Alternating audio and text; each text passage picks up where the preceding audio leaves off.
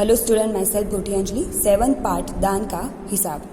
अगले वीडियो में हमने स्टोरी को पेज नंबर 55 तक 4 तक देखा था। Now next.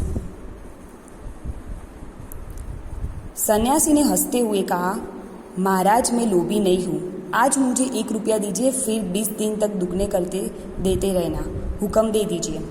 तो हमने जैसे कि आगे देखा था स्टोरी में कि एक सन्यासी आता है, वो राजा की बहुत तारीफ़ करता है और फिर बोलता है कि मुझे जो मुझे चाहिए वो आप मुझे दे दो, मेरी इच्छा पूरी कर दो। तो राजा बोलता है कि उसकी प्रशंसा सुनकर राजा खुश हो जाता है। तो फिर बोलता है कि तुम्हें चाहिए क्या, अगर थोड़ा कुछ मांगोगे तो तुम्हें मिल जाएगा। तो वो फिर अपने भिक्षा लेने का तरीका बताता है। वो बोलता है कि एक दिन जो भी मैं पहले दिन दूंगा, दूसरे दिन उसका दुगना, फिर तीसरे दिन उसका दुगना, ऐसे ही 20 दिन तक मुझे भिक्षा चाहिए। तो राजा फिर बोलता है कि अगर कम मांगोगे पहले दिन तो मिलेगा, वरना अगर 50-100 मांगोगे तो फिर दुगना दुगना कर बहुत बड़ी रकम हो जाएगी। तो फिर जो ये सन्यासी है वो क्या कहता है कि महाराज मैं लोभी नहीं हूँ, लोभी मतलब कि लालची नहीं हूँ, मुझे सिर्फ दिन का 1 ही रुपया चाहिए, फिर उसके दिन दुगने दुगने करने का हुक्म आप अपने जो आपको है वो उनको दे दो। यह सुनकर राजा, मंत्री और दरबारी सभी की जान में जान आई। राजा ने हुक्म दे दिया कि सन्यासी के कहे अनुसार 20 दिन तक राजकोष में उनसे भिक्षा दी जाती रहे। तो यह सुनकर राजा और जो मंत्री और दरबारी थे सभी की जान में जान आई कि राजा ने बोला था है कि मैं तुम्हें दूंगा, लेकिन वो कम मांगे तो ठीक है। तो फिर उसने सन्यासी ने 1 ही रुपया मांगा। तो जो सब राजा वहाँ पे दरबारी बैठे थे, मंत्री, उन सब की जान में जान आई। राजा ने हुक्म दे दिया कि सन्यासी के कहे अनुसार 20 दिन तक राजकोष में से उनको भिक्षा दी जाए। सन्यासी राजा की जय जयकार करते हुए घर लौट गया। राजा के आदेश के अनुसार राजभंडारी प्रतिदिन हिसाब करके सन्यासी को भिक्षा देने लगा। तो सन्यासी राजा की जय जयकार करते हुए फिर वहाँ से घर लौट गया। राजा ने जो आदेश दिया था उनको भिक्षा देने का, उसके अनुसार जो राजभंडारी थे वो प्रतिदिन हिसाब करके सन्यासी को भिक्षा देने लगा। मीन्स कि वो जो एक था फिर दूसरे दिन दुगना, फिर तीसरे दिन दुगना, तो उसी तरह वो उनका हिसाब, दुगना का हिसाब करते करते उनको भिक्षा देने लगा। इस तरह 2 दिन बीते, 10 दिन बीते, 2 सप्ताह तक भिक्षा देने के बाद भंडारी ने हिसाब करके देखा कि दान में काफ़ी धन निकल जा रहा है। यह देखकर उन्हें उलझन महसूस होने लगी। महाराज तो कभी किसी को इतना दान नहीं देते थे। उनसे यह बात मंत्री को बताई। तो राजा के आदेश जो राजा ने दिया था उसके अनुसार राजभंडारी प्रतिदिन हर रोज़ हिसाब करके सन्यासी को भिक्षा देने लगा। तो जैसे ही 2-3 बीते, वो 2 सप्ताह का भिक्षा देने बाद भंडारी ने हिसाब करके देखा। जैसे 2-3 बीते, फिर 2 सप्ताह बीते, तो वो उन्होंने हिसाब लगाया तो काफ़ी धन निकल जा रहा है। यह देखकर उन्हें उलझन महसूस होने लगी कि राजा तो कभी किसी को इतना दान नहीं देते थे और इससे जो उनका राजकोष है उसमें से भी बहुत धन चला जा रहा था। तो उसने यह बात मंत्री को बताई। मंत्री ने कुछ सोचते हुए कहा, वाकई यह बात तो पहले ध्यान में ही नहीं आई थी, मगर अब कोई उपाय भी नहीं है, महाराज का हुक्म बदला नहीं जा सकता।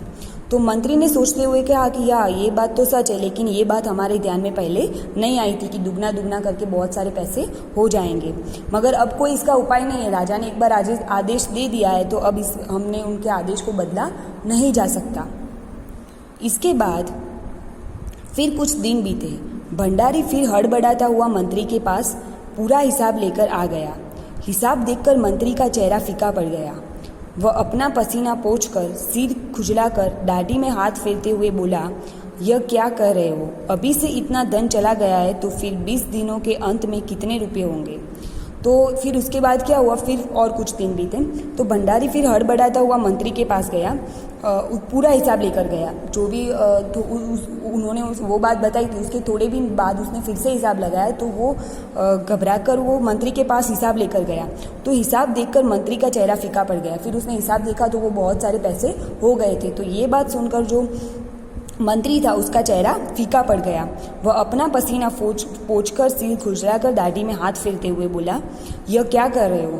तो फिर वो अपना जो उसको पसीना आ गया उसको पोंछकर वो बोलता है कि ये तुम क्या कर रहे हो? अभी से इतना धन चला गया है, अभी तो 20 दिन पूरे नहीं हुए। उसने 20 दिन तक का सन्यासी ने बोला था, तो अभी तो 20 दिन पूरे भी नहीं हुए हैं और इतना धन चला गया, तो 20 दिनों के अंत में तो कितने रुपये चले जाएंगे?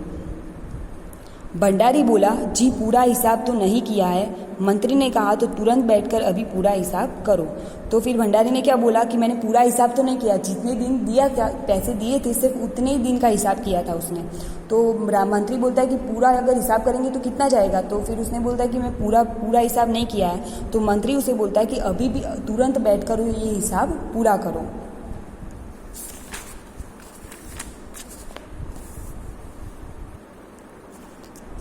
भंडारी हिसाब करने बैठ गया। मंत्री महाशय अपने माथे पर बर्फ की पट्टी लगाकर तेजी से पंखा जलवाने लगे।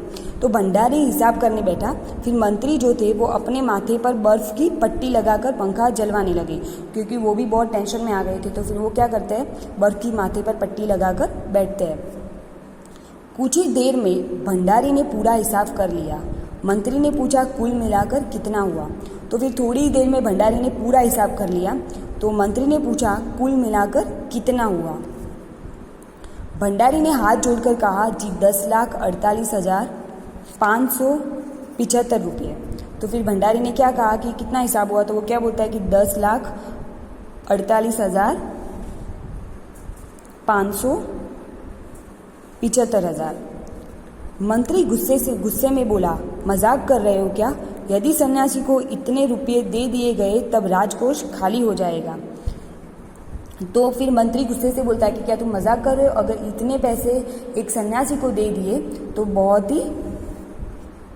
राजकोष बहुत ही खाली हो जाएगा, बहुत सारे पैसे उसमें चले जाएंगे।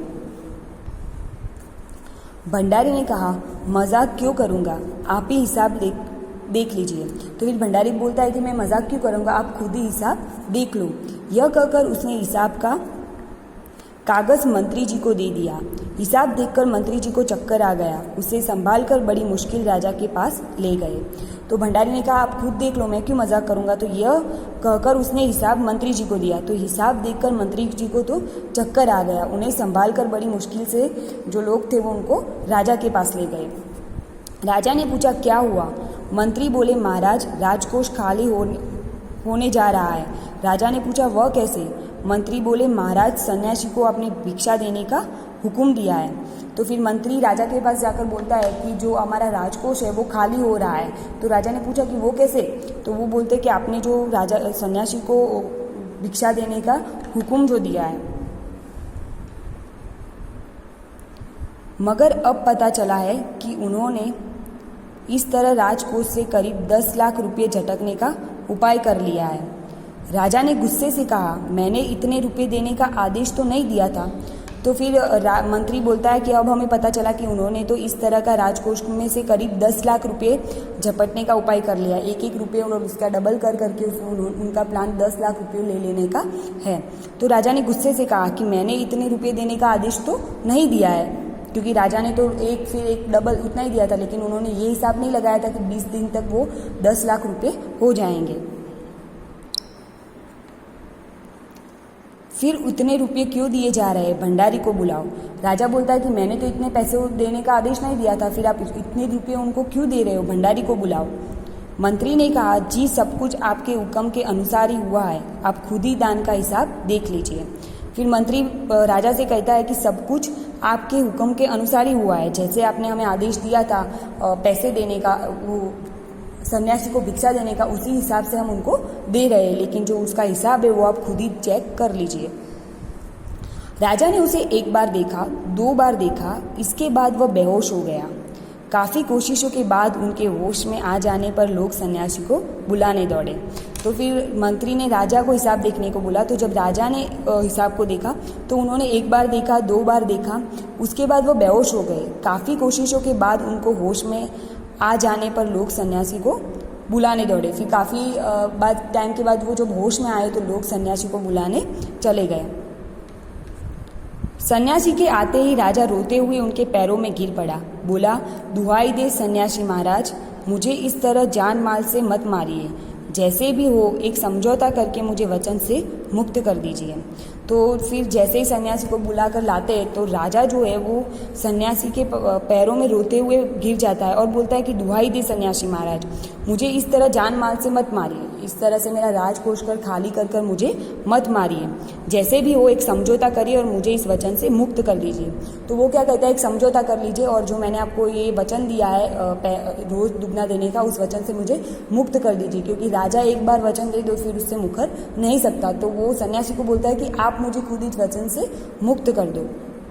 यहाँ पे हम देख सकते हैं कि जो पहला दिन था तो 1, फिर उसका डबल 2, फिर 2 का डबल 4, 4 का 8, 8 का 16, उसके बाद हम देख सकते हैं तो उसी तरह से डबल डबल करके लास्ट में कितनी रकम हो जाती है, तो 10,48,575।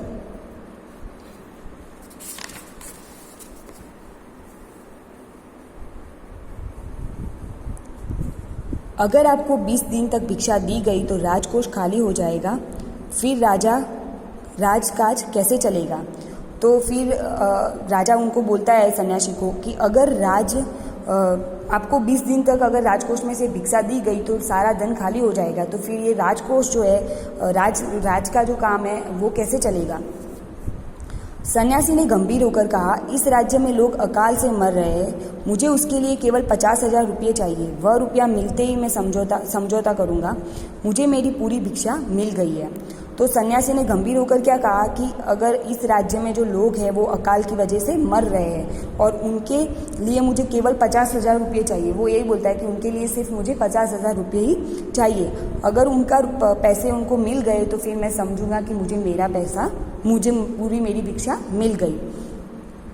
तो ये जो सन्यासी है वो उनके लिए आया था, क्योंकि राजा ने पहले क्या किया था, जब अकाल से लोग मर रहे थे और उनके लिए उनको पैसे मांगने आए थे तो राजा ने नहीं दिए थे। तो ये सन्यासी जो था उसने एक ट्रिक लगाकर राजा से पैसे निकलवाने का वो करता है। तो फिर राजा को समझ में आता है कि ये तो बहुत सारे ऐसे पैसे चले जा रहे हैं, तो फिर वो सन्यासी को बुलाकर समझौता करने को कहता है। तो ये सन्यासी है वो क्या बोलता है कि जो उनके लिए हमें सिर्फ 50,000 जो अकाल पड़ा है उन लोगों के लिए 50,000 रुपये चाहिए जिनसे उनकी जान बच सके। अगर वो पैसे मिल गए तो मैं समझूंगा कि मुझे मेरी भिक्षा मिल गई।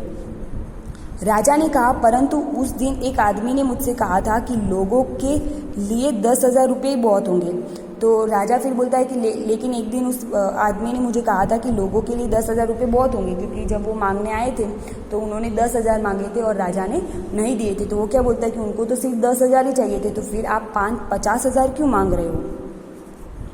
सन्यासी ने कहा, मगर आज मैं कहता हूँ कि 50,000 से एक पैसा कम नहीं लूँगा।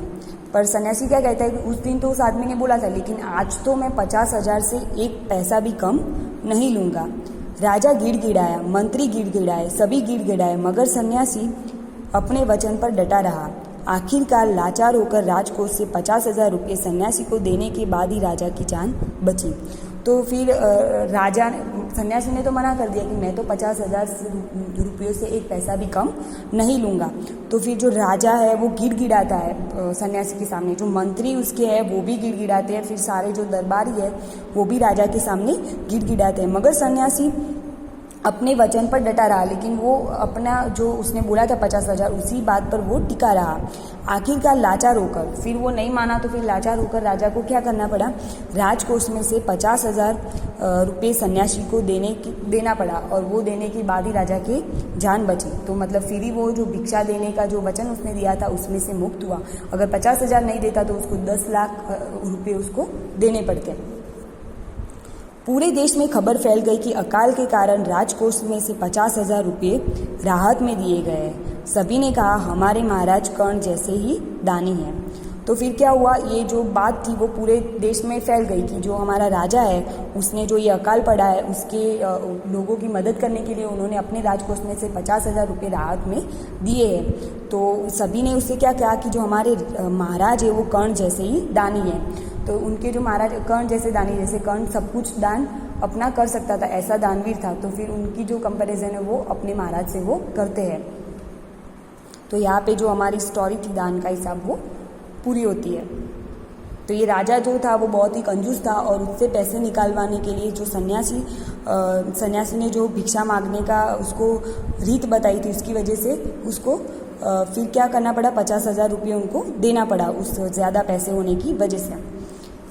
ये स्टोरी है जो सुकुमार राय ने लिखी है।